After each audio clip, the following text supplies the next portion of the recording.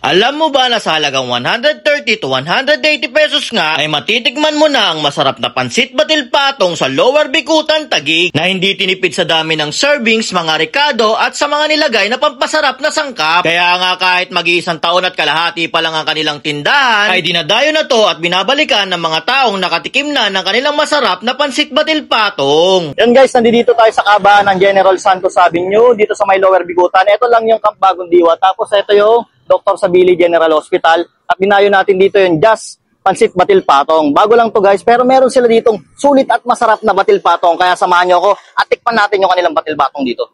Boss, magandang tanghali boss. Boss, ano pong pangalan nyo? Alexis Guzman po. Boss, balita ko meron daw po kayo ditong tindang Pansit Batil Patong. Ano po yung pinagkaiba ng Pansit Batil Patong nyo po doon sa ibang nagtitinda? Ang pansit batil patong namin ay galing Tuguegarao.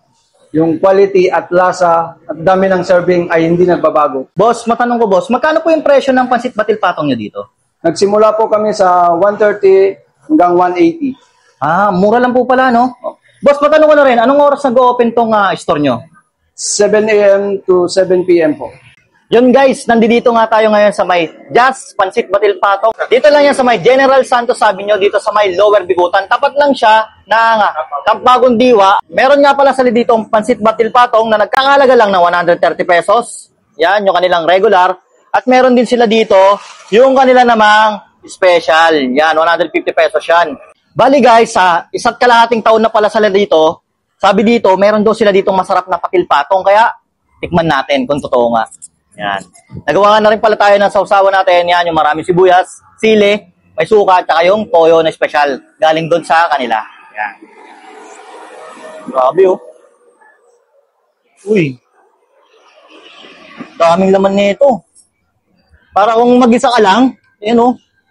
Kahit pang 2 tao, goods na to eh. Tikman natin.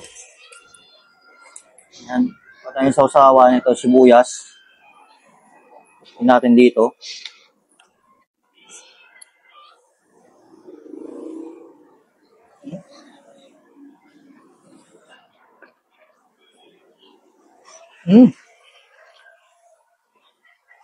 Malinamnam guys.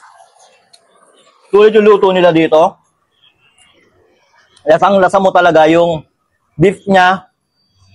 Kahit yung ano pala nga, yung ito pala yung pansit palang nila yung tikman mo. Malalasa mo na rin sa kanya yung beef. Tapos yung dinamnam talaga ng alat, yung pepper niya, ando dun talaga. Tapos pumasok pa yung angang at yung sibuyas. Sarap. Sugar to. Ay yung kanilang egg.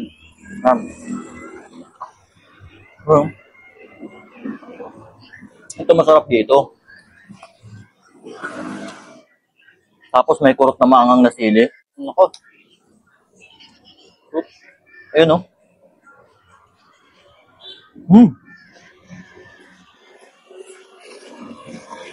Nakaka-enjoy kainin. Promise, ang sarap. Tapos, andi dito rin yung soup nila. Ito yung magpapasarap dito. Tingnan natin yung lasa. Wow. Alinamnam. Alinamnam talaga ng soup. Yung soup nila dito, hindi siya gaya ng iba na maraming yung, yung itlog. Pero promise, aninamnam.